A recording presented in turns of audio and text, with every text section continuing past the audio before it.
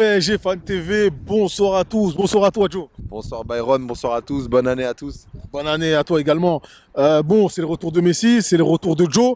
On en a parlé précédemment avec les autres intervenants. Donc Messi fait un très bon match. Est-ce que tu as quelque chose à dire Ouais, ce jour? alors effectivement Messi, assez étonnamment après une Coupe du Monde, il revient plutôt en forme.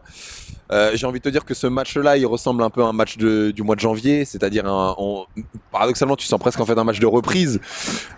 Malgré le fait que ça soit Angers, que ça soit la Lanterne Rouge, c'est une équipe qui nous met pas en fait en difficulté, mais paradoxalement, je dirais presque qu'on marque trop tôt dans ce match pour que il reste en fait encore un objectif, pour que cette équipe en fait elle arrive à être concentrée.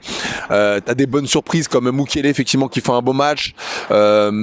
On s'est projeté un petit peu en fait en avant, mais l'équipe elle a tellement pas été dangereuse que au final en fait on est resté sur un score assez stérile.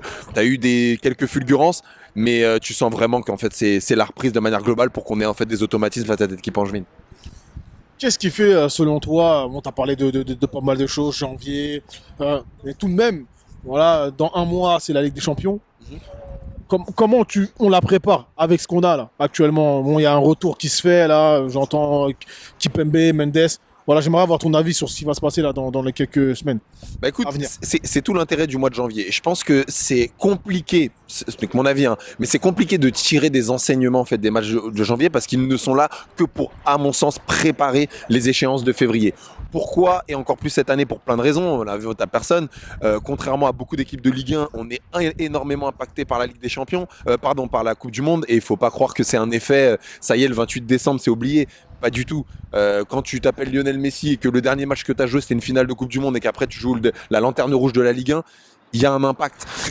Que tu marques, bien évidemment. En plus, tu marques. Une belle ovation en fait du parc aussi. C'était en fait assez appréciable. On pouvait se poser la question que ton trio en fait offensif n'a pas encore repris. T'as beaucoup de blessés. À un moment, forcément, ça joue dans les têtes. Donc, il va falloir faire effectivement revenir ces blessés. Il va falloir reconcerner en fait toutes ces équipes parce que quand t'as joué l'élite du football, c'est-à-dire une finale de Coupe du Monde, effectivement, il va falloir reconcerner et je pense que ce mois va servir à ça, à refaire travailler en fait nos trois devants parce que il y a limite presque une nouvelle préparation à faire. Tu les emmènes, alors je trouve que c'est pas forcément judicieux. On va en plus faire une préparation à Doha à un moment qui me paraît pas très stratégique. Hein. C'est pas comme si on avait forcément besoin en fait de ce type de voyage, mais ce mois-là, à mon avis, est vraiment prévu pour ça, pour tester des choses, pour faire revenir les joueurs en forme et recréer des automatismes pour être prêt pour ce 14 février. Merci à toi. Merci Byron.